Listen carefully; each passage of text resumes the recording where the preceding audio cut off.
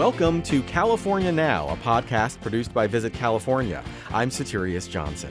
This episode is all about snow. We'll start with a high-level discussion about California's outstanding ski resorts, where some things are a little different this year, but the slopes still offer the perfect escape. Regardless of what's going on here in the state, all of our resorts are either open or opening very soon so people can get out and really enjoy the outdoor air and a lot of space. We'll also talk with author Tim Hauserman about venturing a little further out into nature by snowshoeing or cross-country skiing. And that's actually one of the great advantages to cross-country skiing is it's kind of off on its own. It's more like cruising out in the woods. You can find a lot of quiet, beautiful trees, and there's birds and everything. So it's definitely more of a quiet, relaxing experience than downhill, which is more of a wild adventure in some ways. And Carmen Sognonvi of Top Flight Family tells us about taking her daughters to Mammoth Lakes for fun snow tubing and snowmobiling.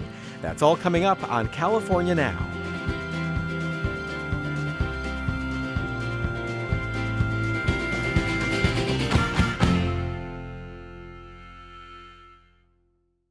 Under normal circumstances, this is the happiest time of year for the ski and snowboard set. As the holiday season unfolds, alpine aficionados begin monitoring weather reports and fantasizing about hitting the slopes somewhere in the Golden State. This season, however, the COVID-19 pandemic has added a layer of complexity to the process. What's open? What's closed? What's different about this season? To help us unpack it all, we've invited Mike Reitzell, president of Ski California, back to the podcast. Welcome back to California Now, Mike.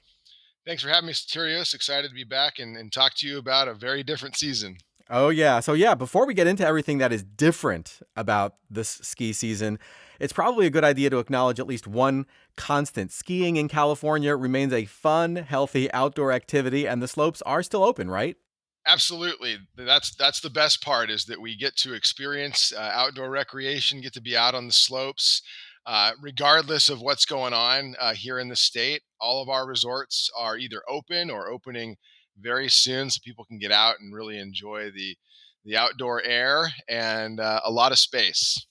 That's great. So let's talk about what's different this year. What should we know about this season? Well, I think the most important thing is just to know before you go and know what each resort is doing so you can be prepared. I mean, maybe in the past, people sat around on a Friday night at 10 o'clock and said, all right, hey, let's go skiing tomorrow. And they just get up in the morning and just head up to their favorite resort. But that's probably the part that's changed the most, is just be prepared in advance. Like, look at the resort's website. Check the weather a little bit closer. You got to know what pass you're getting, whether it's a day ticket, whether it's a season pass, what's being allowed. Do you need a reservation? Those are the kind of things you'll find out if you check each resort's website. And we have those direct links on the skicalifornia.org page. That's really great. So people, there's basically one place you can go to, Ski California, and then depending upon which resort you want to go to, you can just kind of click them all right there. That's correct. That's really great. What are some of the tactics to help you know before you go? What should people be thinking about? Well, I would think a couple things, and the tickets be the number one. If you've got a pass somewhere, chances are you're going to be good to go. I mean, most resorts have opened things up for pass holders. A few have reservations, so I'm sure most people are already aware of those if they have passes. And if you're buying a day ticket or a walk-up ticket, it's best to buy that in advance, even before COVID, frankly, because it's always a better deal to buy in advance than just walking up to the ticket booth. That's the number one thing, I think, before you get there. And then possibly checking weather. Our resorts have been, required to manage their visitation appropriately this year, and weather can possibly impact the number of lifts that are open and how much terrain is available. And that might also impact how many people can be at the resort on one day. Right. Let's talk about the mask rule a little bit. I could see wearing a mask being easier when you're out skiing, since a lot of people wear some kind of ski mask anyway on the slopes, right? Yeah, it's built into what we do. I think that makes it a little easier for us than some other industries where you're really asking someone to go completely outside the norm. But anyone that's been to a ski area when the weather isn't great or when it's cold out knows it's best to cover your face up. So we're just asking as an industry to do it all the time. And I think that people are willing to do that. I think they're complying with the rules, and we really are, as an industry across the entire country, but certainly here so in California, will be 100% mask requirement whenever you cannot physically distance. Right. What about the food situation? I imagine that's different this year, depending upon which part of the state you're in, right? Yeah, food and beverage is very fluid right now. We're really following closely with whatever the government mandates are and just adjusting ourselves. The good thing is our resorts have been planning for this for nearly 9 months. So they've been paying very close attention to what they need to do, scaling operations, moving things around. We really benefited from having that extra time to get ready. But I think people should also check that out as one of the know before you go checklist items to make sure you know what the resort is doing for food and beverage. Because the best thing to do might be to bring your own and leave it in the car and maybe head out for lunch to your car. That's interesting. That's not a bad idea. Yeah. What about hotel rooms? What's going on with hotel rooms at these resorts? That one's even a bigger challenge at this point. Right now, we have some parts of the state that are in regional stay at home orders, which really limits what hotels are allowed to do. And if you're in that stay at home order, it's really limited to essential travel. So that's going to be something that people need to pay attention to on a very fluid basis. It could be different tomorrow. Right, right. So as far as like, know before you go, hotels especially, you really want to know before you go. Absolutely. I guess you've labeled three of them now. We've got tickets, hotels, and food and beverage. Pay attention to those before you leave your home. Right. What about communal spaces generally? How different is that aspect this year? Well, the base area is really that heavy focus. What are the things in the base area that are different? And it's going to look a lot different. I mean, most of the things that resorts are doing are they're trying to move them outside, so that way people aren't in indoor spaces together. And if those indoor operations are occurring, say for rentals or retail, it's going to be limited the number of people that can be in there. So all of our resorts are paying very close attention to that. So people just need to recognize that's something that they've probably seen before, at least, that if they've gone inside any locations, that there's going to be social distancing, maybe some ingress and egress changes that they need to follow, but all of it should be well signed, and the staff is well trained now on what should be happening. That's really great.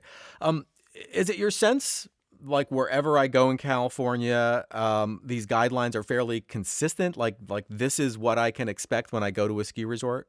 Yes, and that's something we've really been working on for the last 8 plus months. It started with the National Ski Areas Association really bringing all of us together to try to develop a program and practices that will be consistent, because we don't want people to have to think about what's different at every single resort. We want to see a similar set of practices. So when we put the Ski Well Be Well program together with the National Ski Areas Association, that was part of that. And I think our resorts have done a really great job of implementing signage and policies that the guests will find to be consistent. What about chairlift policy? It sounds like, in the interest of safety, you'd maybe not want to be seated next to a stranger or maybe even a friend that you haven't seen in a while. The chairlift policy is definitely something that's new, and we've been working on that for a while. And it's a pretty simple concept we've tried to share with guests, which is if you live together, then you ride together. So if you've got a family of four, you can get on that 4 pack and head up together. But if you don't live together, what the state is asking is that you leave at least one space in between. So make sure you leave an empty seat on the chair if you don't live together. And if there are people that do not want to ride with others that they don't know, they don't have to do that. Our resorts will accommodate people who are not comfortable riding with guests they do not know. That's really great. So once I get off the chairlift at the top, how normal does that part feel? That might be the most normal thing in existence in our world today. Hopefully, when you get off at the top, that's the part everybody looks forward to anyway. The chairlift is merely the means to what we're really trying to do at a ski area. And so, hopefully, when you get off at the top, you've got that run open, you've got that wide open space. We want people to get out there and enjoy that aspect of it and really hopefully feel that return to normal And that's that smile that you can have with or without your mask on. That's really great to hear, because it sounds like, you just have to kind of navigate through some of these, pandemic requirements. But then once you get to the top, everything is back to normal. That's exactly right. Oh, that's so great. I'd love to end on an optimistic note as we are. Could you kind of gaze into your crystal ball and tell me what we'll be talking about this time next year? Well, we're looking at this as a one season deal. I think everyone is very hopeful that by the time we get to November, December of 2021, we hopefully will put a lot of this behind us and that we can really move forward with what is more likely to be a much more normal season. So that's what I think we're excited about. Let's just come together for one season. All we have to do is make it through the next 5 to 6 months, get out there and enjoy ourselves. And hopefully we'll be back in 2021 talking about all the same things we're used to talking about when it comes to a great ski season. From your mouth to God's ears, Mike. This has really been great, Mike. Thank you so much for joining us again on California Now. No problem. Thanks, Soterios. Mike Reitzell is president of Ski California, online at skicalifornia.org and on Instagram at Ski California. As always, we'll have links to all the places we talked about on today's episode and lots more on our website, visitcalifornia.com/podcast. This is California Now.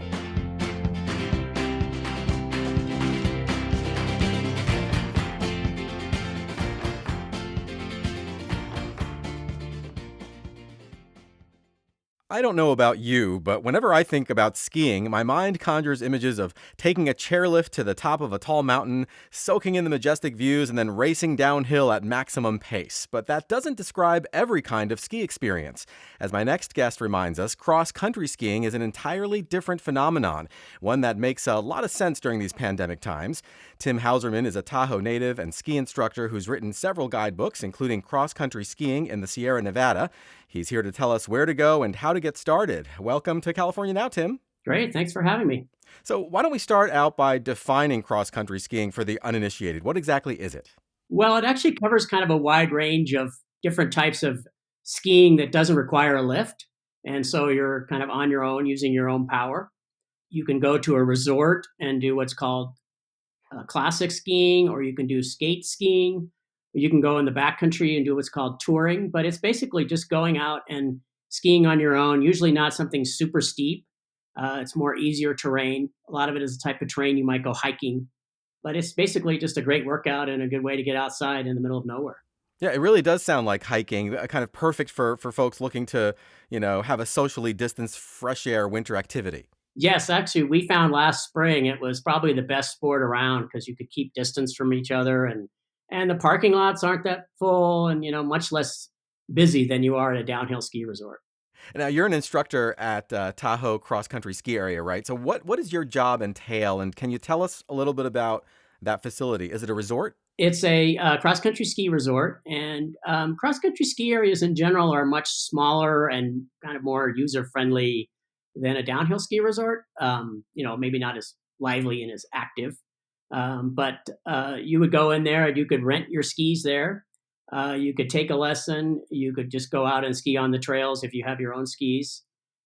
So I would teach lessons, a couple times a day, usually when I'm working there. And it kind of teaches you the basics, and you can do either classic style or skate skiing. What's the difference? Classic is straight ahead, kind of like you're walking. It's kind of the old-fashioned, I'm making movements with my arms right now, going forward and back with your legs straight ahead. And skate skiing is more like an ice skating motion, where you go off at an angle off to the side. Skate skiing is a little harder to learn, but once you learn it, it's faster, and I love it. It's my favorite sport. So, like, if I'm new to skiing and think cross country, sounds more my speed than the downhill thrill, how would I get started?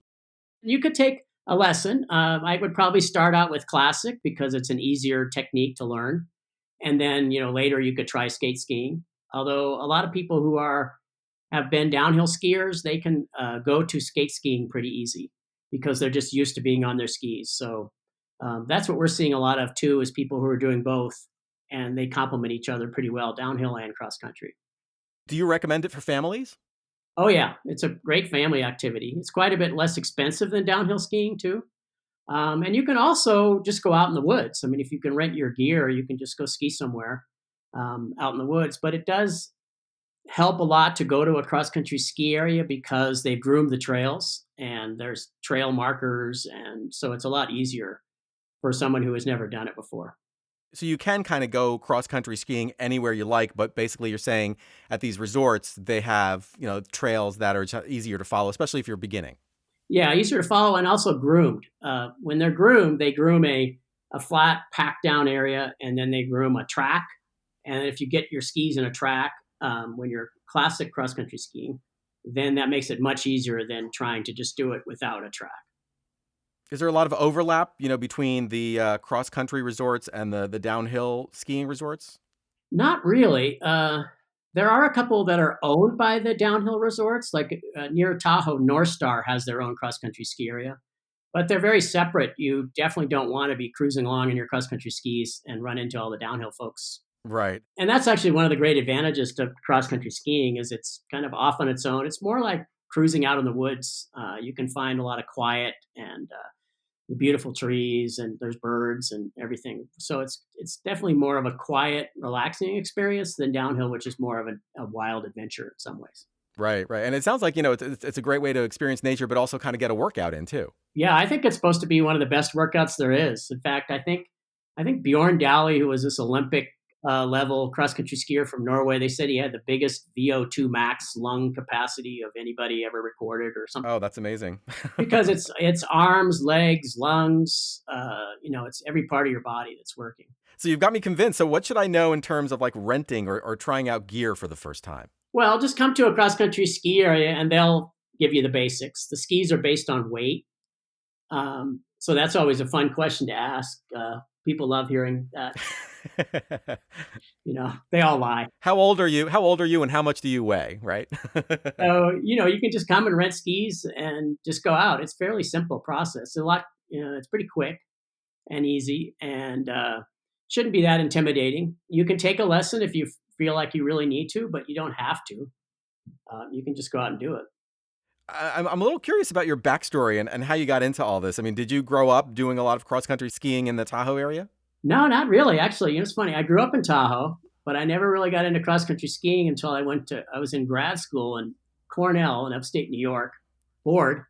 And so I tried cross country skiing there. And then when I moved back to Tahoe after that, that's what I really love to do. And I don't downhill ski at all. I just love being out away from the crowds, which is what you can do cross country. Yeah, that's really great. What about snowshoeing? What's that like? So snowshoeing is a great alternative too. That's definitely pretty much like hiking. It's just hiking with big feet, and you can go almost anywhere snowshoeing. And actually, at resorts, what we found, if there's people that are super timid, they just don't feel comfortable sliding downhill, that snowshoes is a good alternative for them. So we've had some families where, one person who's the most timid might be on snowshoes, and then someone else is on classic cross country skis, and then someone who wants to go out a little bit more adventurous will try skate skiing. Right. I mean, if you're cross country skiing, you're probably going to be a little faster than the person who's snowshoeing, but you can still kind of, stay together more or less. Yeah. But snowshoeing's great too. I love doing it, especially you can go to the places where there aren't resorts and just go out in the woods somewhere. So it kind of gives you access to other places that are snow covered that you normally wouldn't be able to, traverse. Yeah, that's right. And you can snowshoe some places that I probably wouldn't cross country ski, that I may feel a little uncomfortable. But the snowshoes, because they have these big metal grips at the bottom, you can kind of go straight up a hill or straight down a hill that you wouldn't feel comfortable on cross country touring skis. There's also backcountry skiing, which is closer to downhill skiing, but you go out in the middle of nowhere and do it away from lifts. So as far as snowshoeing goes, it sounds like, if I want to stretch my legs and enjoy the crisp mountain air, but sliding just isn't my thing, snowshoeing could be my go-to. Yeah, I think that's a good one. And so how would I get started? I mean, are there rentals? Yeah, you can rent snowshoes too. If you've never done it before, I would either go to a resort or go to a place that's fairly has been used, so you can follow someone else's packed trail.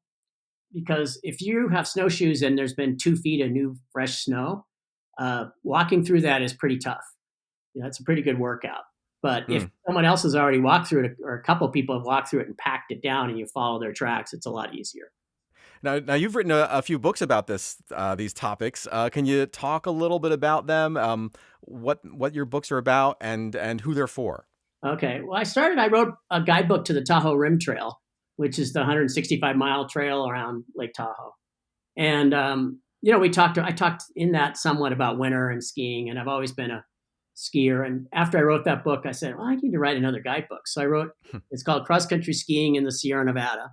And I'm actually in the process of updating it. It's going to be called just Cross Country Skiing in Lake Tahoe, and just about the cross country skiing around the lake. But it was a fun project because I got to travel around the state, checking out the different cross country ski areas, and just delving into all the aspects of cross country skiing. Like, one of the things I talk about is the types of snow that you run into and how it all makes a difference in how your skiing goes. So I thought that was fun. What makes California such a great place for this kind of activity, in your opinion? Well, we usually get the snow. I mean, there has to be a usually on that. Sometimes we get a lot of snow. I mean, California can get more snow than anywhere else in the country, in the Sierra Nevada. So we have snow, and it's pretty accessible to people all over the state when there's not a stay-in-place order. So there's access to it, and a lot of the cross-country skiing is pretty close to there's roads that can go right to where you can park and go skiing. And then we have, especially in the Lake Tahoe area, we have 5 cross-country ski resorts that you could go to, and which is one of the best places in the country for that. And then you also have amazing scenery that it gives you access to, and it seems like Yeah. there's a pretty good number of resorts that cater to this.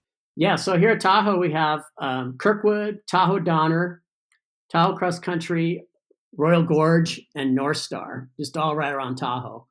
And they all have anywhere between 30 and 100 kilometers of trails. So, I mean, you can go spend 4 or 5 days there and not ski the same trails. So, and they're just really good at grooming and taking good care of the snow. And so it's a great experience. Plus, you can go to a couple different resorts and see totally different views. Like at Tahoe Cross Country, you'll see some views of Lake Tahoe. Up at Tahoe Donner, you see these great mountain views. It's you could spend a week here and go to a different place and just really have a great time. Is that really the main difference between a lot of these resorts? Is it the scenery that you will see, or are there other differences? There's differences in how difficult the trails are. Most places try to have a variety of trails. They try to have probably about a third beginner, a third intermediate, and a third expert level trails. So, they try to cover the bases, but each resort has its own unique set of trails and slopes and whatever. So that's why it's kind of fun to go to different places, because it's a different view and variety of what your skiing experience will be. Absolutely. Well, Tim, this has been really great. Thank you so much for joining us on California Now. Thank you. Tim Hauserman is the author of Cross Country Skiing in the Sierra Nevada and is a ski instructor at Tahoe Cross Country Ski Area, which you can find online at tahoexc.org. As always, we'll have links to all the places we talked about on today's episode and lots more on our website, visitcalifornia.com/podcast. This is California Now.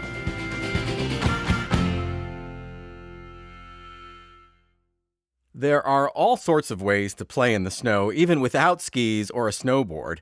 My next guest checked out a few of these options earlier this year in Mammoth Lakes, located high in California's Eastern Sierra. Carmen Sognonvi is the editor-in-chief of Top Flight Family, where she chronicles the luxury travel adventures she takes with her husband and 2 daughters. Today, she's going to talk to us about snowmobiling and tubing in Mammoth Lakes. Welcome to California Now, Carmen. Thanks for having me. So let's start by talking about Top Flight Family. I spent some time with your content, and I have to say it's really well done. Great writing, great advice. Can you talk about your blog? How did it come to be? Yes, so our blog actually came about from us not traveling as a family, funny enough. My husband Serge and I had started a business together, and we woke up one day and we realized, wow, it's been 3.5 years, not just since our last vacation, but since we actually took a day off from work. And Wow. so it was one of those wake up moments where we realized, this is not why we went into entrepreneurship, to be sort of chained to our businesses. And so we immediately thought, something has to change. And so we very quickly booked a trip to Mexico. We had some timeshare points saved up. We had some credit card points saved up, and had an amazing time. And then we just got bitten by the travel bug big time. And so we just thought, man, we really need to do more of this. And we started brainstorming, is there some type of, sort of business or some kind of a side thing we could structure around our family travels? And so when we started looking at travel media outlets, because, I do have a little bit of a media publishing background, we realized something interesting, which is that a lot of the family travel media outlets were focused only on budget travel. And then meanwhile, the luxury travel outlets never talked about kids. It's like they didn't exist. And so we thought there's got to be more families like us who want to travel with their kids, but want to do it in a way that's a little bit more comfortable, maybe with a little bit of style. And, we felt like parents are having kids later in life now. They're already used to traveling a certain way. And once they have kids, they don't necessarily want to change that up. And so, based on a hunch, we started Top Light Family to really focus on luxury family travel. And, the hunch worked out. It's been going really well ever since. So let's get to your trip now. When you went to Mammoth earlier this year, it was part of a bigger California trip that included Disneyland. On your blog, it's like 1 minute your daughters are posing with Chewbacca from Star Wars at Galaxy's Edge in Anaheim, and the next minute you're a mile high and surrounded by snow. That's exactly how that day went. It was really amazing. And for me, it was really eye-opening because I had always heard that there was skiing in California, but we'd never experienced it. And to me, it was just, I was only vaguely aware that this thing existed. And so for us to really have that experience of literally being in Disneyland and on top of a mountain in our ski gear on the same day was pretty mind-blowing. Right. And I think one of the things that amazes people about California's mountains is that, sometimes you can be enjoying the snow and it's like 60 degrees outside. You barely even need a jacket. Yeah, we absolutely had that experience. So at lunch, we had lunch at this really cool outdoor, I think, Bavarian restaurant called the Yodeler. And by the time we were having lunch, the sun was out and it was literally 60 degrees that day. And so none of us had to wear our jackets. And that was amazing because we'd only ever skied in some of the more, sort of traditional resorts or different states where it doesn't get that warm. And it was really cool to see because I think it makes the culture of skiing also very different in California. Even though on this particular trip, as you mentioned, we didn't do any actual skiing in Mammoth. We kind of focused on some of the other snow activities. Some of our friends who did ski on that trip reported back that they saw plenty of people skiing with just a bikini top on and ski pants. And that was something that we have definitely never seen before. So that was really fun to hear about. Oh, that's hilarious. So, you did a lot of these other activities, so including snowmobiling. So for people who have never snowmobiled before, how user-friendly is it? It takes a little bit of getting used to, but it is definitely not difficult. I think the main thing that, the controls are very easy. It's pretty much like you start and you stop. I think the thing that takes a little bit of getting used to is the way the snowmobile kind of sways a little bit from side to side. And it is the snowmobile's way of actually keeping in balance. But for the first time, when you do it for the first time, it can feel really weird and you might feel like, oh, am I going to be tipping over? And you're actually in absolutely no danger of that. So I think once you get over that hurdle of getting used to that motion, then it's actually a lot of fun. So it takes a little getting used to, but I hear that it becomes surprisingly relaxing once you get it down. It is, and particularly because you're, on a snowmobile, of course, you're able to go through terrain that you wouldn't normally be able to see if you were just driving in a car, for instance. And on this particular trip, it was great because when we had snowmobiled previously, we had done it through a national park and we had actually done it on what would normally be the roads. But of course, they were all covered in snow when we went. And so snowmobiling in Mammoth was a very different experience because it was much more, I would say, what is typical for snowmobiling, where you're really in the forest, in the terrain. And yeah, it was really fun. You get so close to nature, and you're able to, of course, also, move at speeds that are much greater than if you were just skiing, or at least, the speed that we ski at, which is not very fast. And so it's just a great way to be able to cover a lot of terrain and see sights that you wouldn't normally be able to see. So definitely very relaxing. Yeah, so like a really great option if you're not a super advanced skier. Absolutely. Yeah. So yeah, and after that, you went tubing. So for people who aren't familiar with tubing, what is that? So snow tubing is pretty much what it sounds like. It's you sit in a big inflatable tube. Just imagine like a tube that you would wear at a swimming pool, but bigger. And you sit in it and you get pushed off a slope and you go sliding down the slope. And this was a lot of fun. So again, this is something that we had done with our girls a couple times previously. But one thing that I really loved about Wooley's Tube Park, which is where we did the tubing in Mammoth, is in other places we've done tubing, the way you get back up the hill is by taking one of those magic carpets, which is, those kind of very slow, sort of flat escalators, I guess, that go up the hill. At Wooley's, however, they have this whole pulley system where they latch a hook onto your tube and it pulls you up the hill really fast. So it's actually just as much fun going up as it is going down. Whereas in other places we've done it, the going up process is kind of like slow and boring. So our girls were loving it. They were like, as soon as they got that first hug, they were like, squealing in delight. So it was a lot of fun. That's hilarious. And there's actually a picture on your blog of your daughters sliding down the hill with huge smiles on their faces. It really looks like it's an amazingly kid-friendly good time. Oh, absolutely. And it's particularly great because, as you mentioned earlier, I think a lot of families feel like in order to enjoy a ski resort, you have to be really good at skiing or really good at snowboarding. And the reality is you don't have to know how to do either thing. There are tons of really fun activities you can do in the snow with kids, even if you don't go skiing or snowboarding. And tubing is definitely one of them. Mm-hmm. And are these activities typically available at ski resorts, or do you have to go to specific resorts that specialize in that? I think every resort is a little bit different, but I think some of these activities like tubing or going ice skating, snowmobiling, a lot of ski resorts will offer them in one form or another. So it's definitely fairly common, I would say. Right. So now you've done a little bit of traveling during the pandemic. What's some of the best advice you can give to balance safety and fun? Yeah, I would say that the best advice is to follow the same common sense safety procedures you are hopefully already following when you're in your hometown. So, keeping the mask on, washing hands, sanitizing, social distancing. This is also a really good time to focus on activities that keep you outdoors most of the time. So obviously, snow-related activities are certainly one example.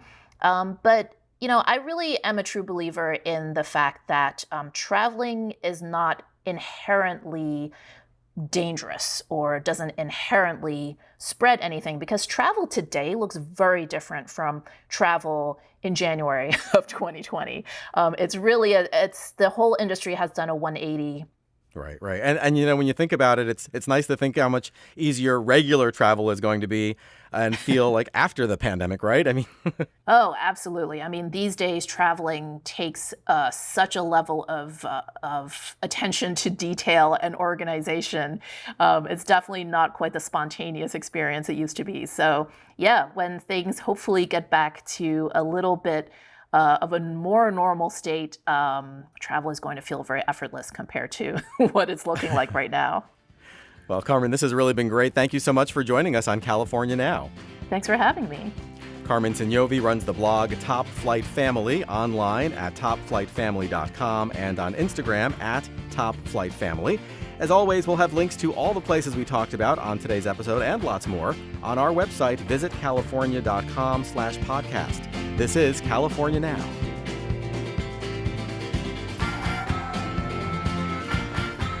Thank you for listening to California Now. We hope you enjoyed this episode and get a chance to hit the road soon. This podcast is produced by Visit California. I'm your host, Soterios Johnson. You can find our show on iTunes and Stitcher. Please subscribe. And please check out our website for the latest in the way of state travel advisories. It's visitcalifornia.com. Stay safe and Happy New Year.